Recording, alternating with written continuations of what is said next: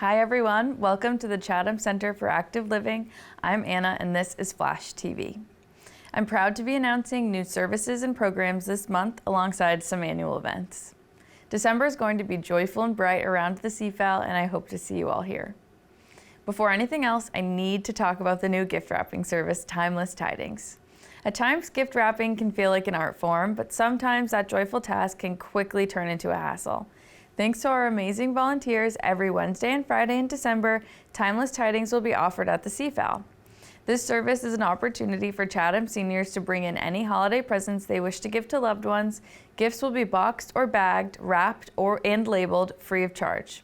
I'm proud to announce that due to the generous funding from the Friends of the Chatham Council on Aging, we will be supplying all wrapping materials.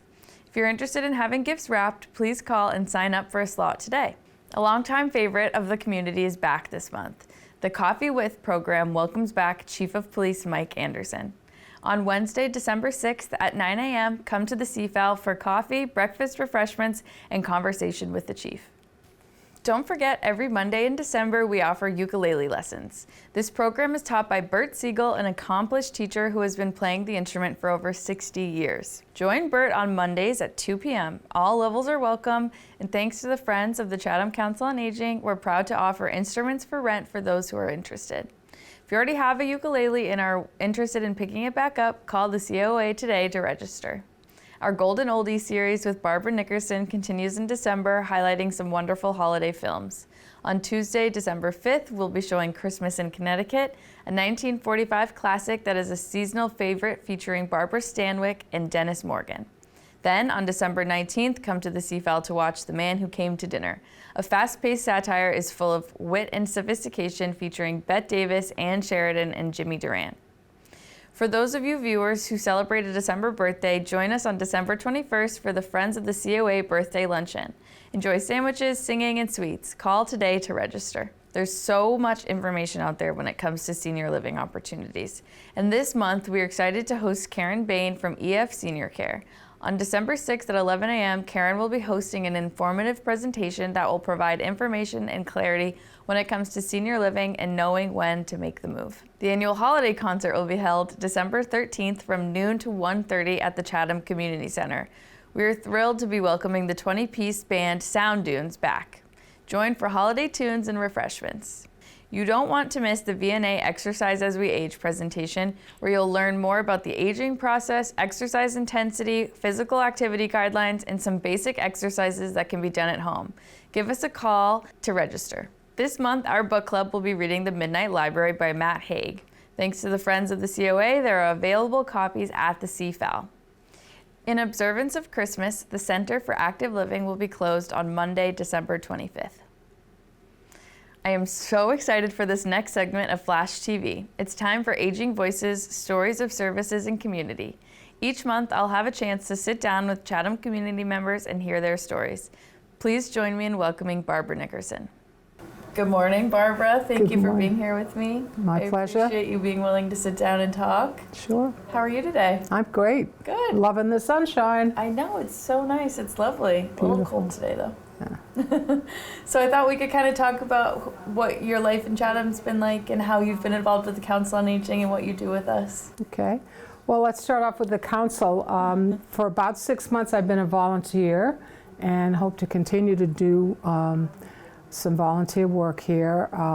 I've been hosting something that the council calls Golden Oldies, which is my classic movie series. Mm-hmm. Yeah. And we do this twice a month here at the council. And the format I use is we try to have one comedy and one suspense. I've been featuring a lot of Hitchcock for the suspense because he's so good. And before each movie, I do a 5-minute introduction. Mm-hmm. So I do a lot of research on each film, and then I talk about the background of the film, and then we watch it together. And it's a lot of fun. And we've had a lot of regulars that come, and I hope there'll be more people in the future that'll consider coming. How did you get into these classic movies and what? I think years ago I discovered Turner Classic Movies, which is a wonderful old movie channel, and I got hooked on them. And I've been watching that channel and increasing my DVD personal library for years. Then I started having parties at my home for family and friends, doing the same format in a casual play, you know, in my house for my friends. And then I realized it's almost like a mission for me. I want to educate the public on the value of some of these old movies. Many people have not seen some of the really good classic movies. So to go to a public venue like the COA and kind of expose more people to it, I'm really excited about. And my thing is 30s, 1940s, and 50s. What do you think your favorite movie that you've done here is so far? So far, you had to ask, because all of my Hitchcocks are like just my faves. I like Notorious a lot, which was Hitchcock, but all of his early stuff is really good. Old movies have good acting, good writing, good directing, unbelievable cinematography, let alone the costumes. So when you put all that together, you got a winner. So true. You know, kind of compared to some of the newer stuff that's out, you know. Golden Oldies is one of our most popular programs. Can you just kind of tell me a little bit more about what? Well, one of the things I find fascinating about classic old movies is the connection to history. I'm kind of a history buff, and I wish I had been shown some of these movies when I was a student growing up. I would have learned even more about real history. For instance, the movie Mrs. Miniver, which won an Oscar and was very popular in 1942, featured a whole thing about Dunkirk.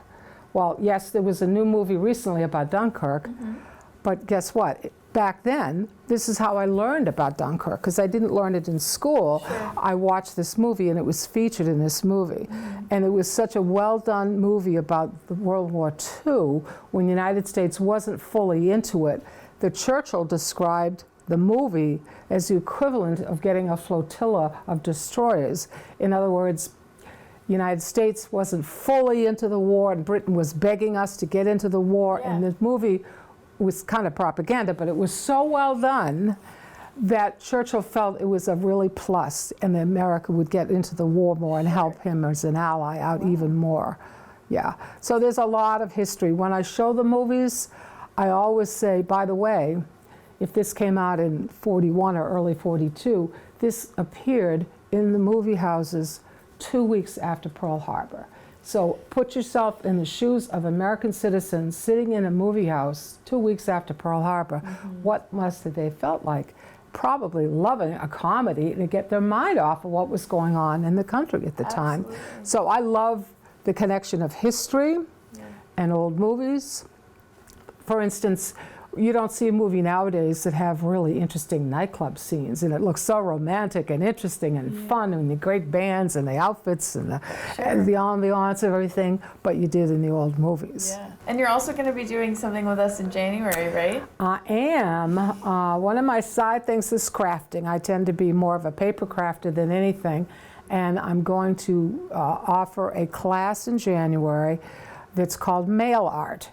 And we use all kinds of paper products, including magazines, and we make them into envelopes and do unusual things that can be sent through the mail in decorating things. And it's hard to understand until you see some examples of it, but it's a lot of fun, and people love getting mail.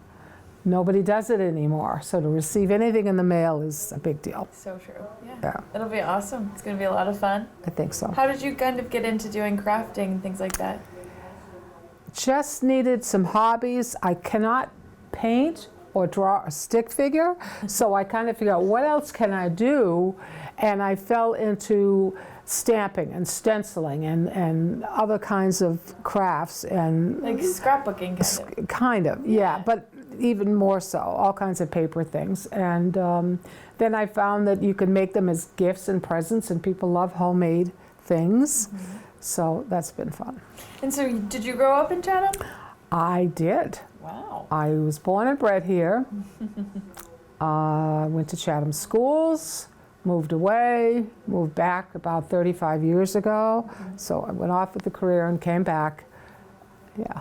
Yeah, that's wonderful. And you wanted to talk to us a little bit about some museums in town, right?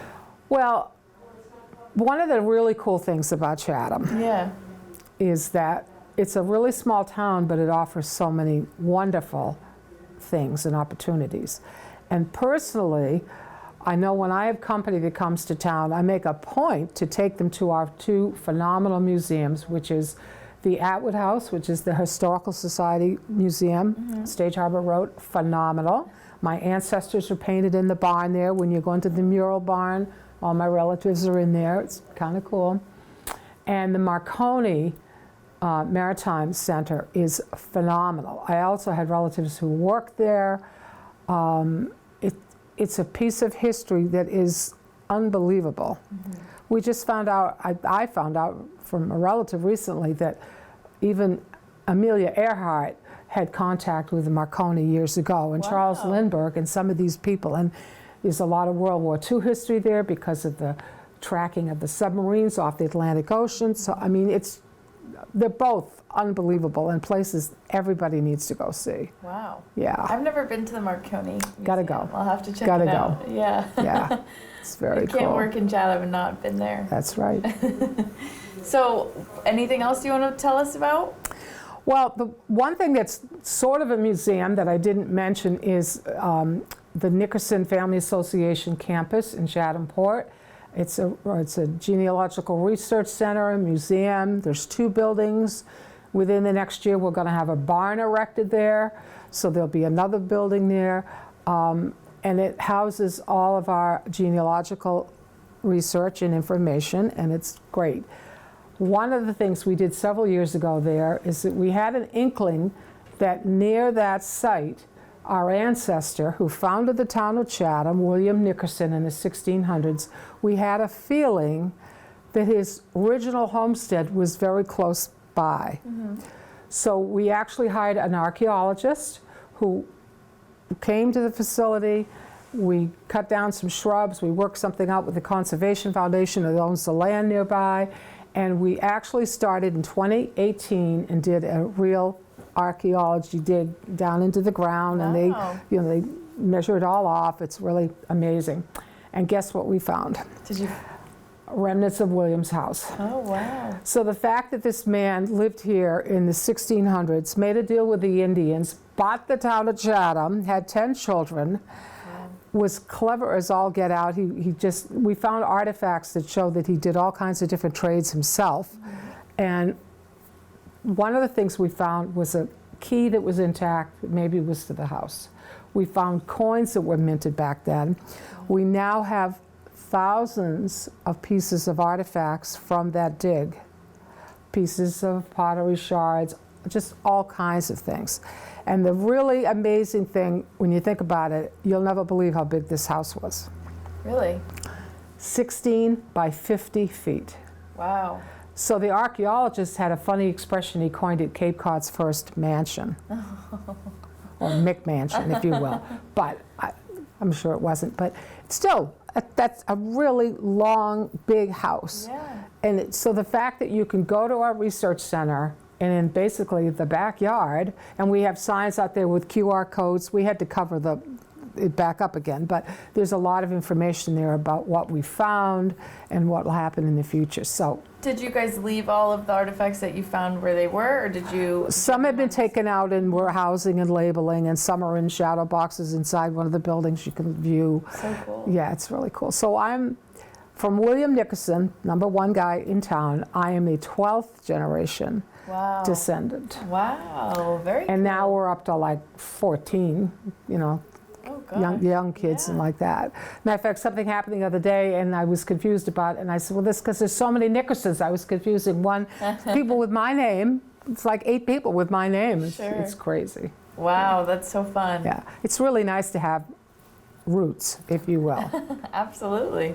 Well, that's great. Thank you so much for being here with me today. You're welcome. I appreciate it. Absolutely. And definitely people need to come and check out the Golden Oldies because it is one of our most popular programs that we have. Absolutely. We're very thankful to have you. You're welcome. Thank you. Okay.